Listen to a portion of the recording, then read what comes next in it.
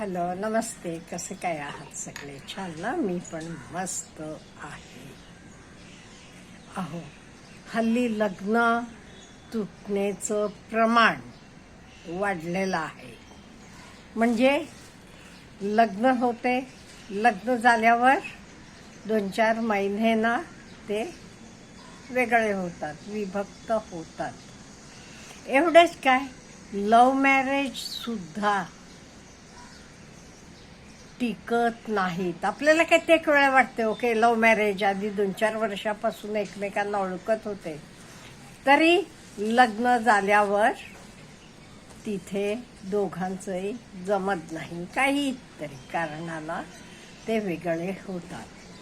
आज मी बोलणार आहे जी आर्थिक कारणं आहेत, पैशाशी संबंधित आहे, ज्या गोष्टीमुळे लग्न मोडतात.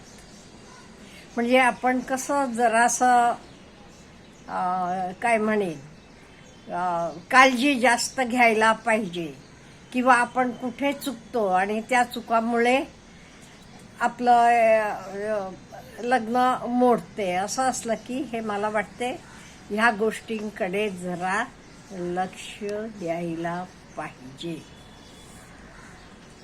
पहिली गोष्ट म्हणजे आपण लग्न ठरवताना जे काही आपला पगार असेल, आपली प्रॉपर्टी असेल, जे काही आहे तसं सांगायला पाहिजे.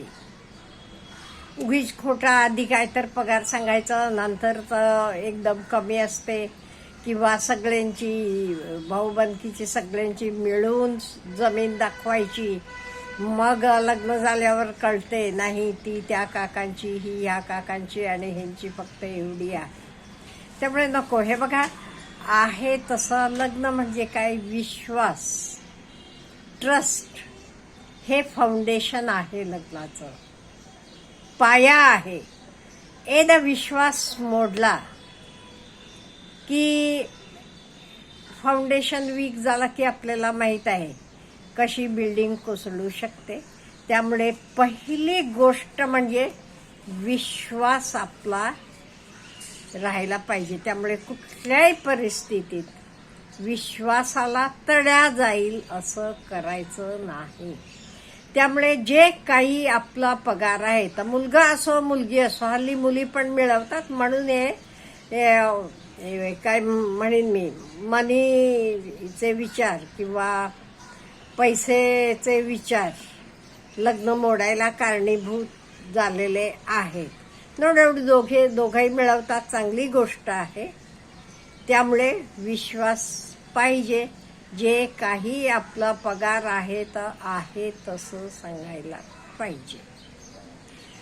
दुसरी गोष्ट, आपण काही लोन काढले असले, EMI भरत असलो, काही व्हॉटेवर इट इज, तर सगळं आधीच व्यवस्थितपणे सांगायला पाहिजे एकमेकांना. काही लपवून ठेवायचं नाही. हो, एवढा आहे, मी अमुक कर्ज काढलेला आहे, त्यामुळे मला महिन्याचा एवढा हप्ता आहे, व्हॉटेवर इट इज. दोघाही, मुलगी असो मुलगा असो, अगदी स्पष्टपणे बोलायला पाहिजे. आणि कधी काही जणांना, म्हणजे मुलांनाही मुलींनाही सवय असते बघा, काही सिक्रेट सेव्हिंग्स करायचं, सांगायचं नाही. मुली सुद्धा कमी नाहीये. इवन पासबुक तर हे सुद्धा त्या मैत्रिणीचे घरी ठेवतात किंवा माहेरी ठेवतात. असं करू नका. लग्न झाले म्हणजे ट्रान्सपरन्सी पाहिजे. तुम्ही आता दोघं नाहीये, ते एक आहात. त्यामुळे व्हॉटेवर इट इज ओपन राहावा. काही सिक्रेट सेव्हिंग्स करू नका. सेव्हिंग्स करा, पण सिक्रेटली काही करू नका. एकमेकांना माहीत असू देत. का, म्हणजे तुम्ही कंप्लीट एक आहात. तुम्ही आता दोघं वेगवेगळं नाहीये, हे लक्षात ठेवा. त्यामुळे आपण काही लपवून ठेवायची नाही. ट्रान्सपरन्सी पाहिजे. त्याच्याशिवाय कोणालाही आपण पैसे देताना, ते डोनेशन असू देत किंवा गरजेला हवे म्हणून दिलेले असू देत, न कळत काही व्यवहार करायचे नाही. एकमेकांना अंधारात ठेवून बायकोना आपले माहेरचे ना न कळत द्यायचं, किंवा मुलांना आपले आई वडिलांना न सांगा ना ओपनली, माझे आई वडील आहेत ते ना पाहिजे आहे देणार आहे कोणी. त्यामुळे हे सगळं काही लपवायचं नाही. ओपनली आपण राहायचं. आणि काही सिक्रेट डोनेशन्स पण करायचे नाहीत. एकमेकांशी बोला, समजून घ्या, मग करा काहीचं. आणि काही वेळेला काय होते माहिती का, बरेच ठिकाणी मी बघितलेलं आहे, काही हिडन लाईफस्टाईल एक्सपेन्सेस असतात. दोघांपैकी एक अगदी सेव्हिंग्स करतो, इन्व्हेस्ट करतो, आणि दुसरा उडवत जातो. तो म्हणतो काय, तो ठेवतोय ना बाजूला, मग काय बास आहे मी उडवतो. No, this is not correct. काय हवं तिथे खर्च करा, पण एकमेकांना बोला ना, सांगा ना मला हे आवडते, अमुक मला घ्यायचं आहे, किंवा व्हॉट एव्हर इट इज.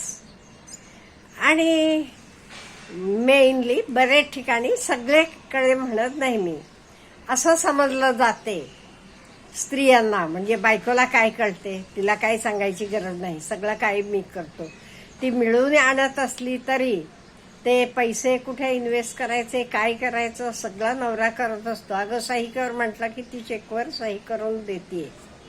हा, असं करू नका. मुली पण शहाण्या आहेत. इन अदर वर्ड्स, एस्पेशली पैसेचे बाबतीत का नाही, बायका खूप शहाण्या आहेत, इंटेलिजंट आहेत. त्यांना घर कसं मॅनेज करावं, कुठे काही करावं, हे सगळं व्यवस्थितपणे कळते.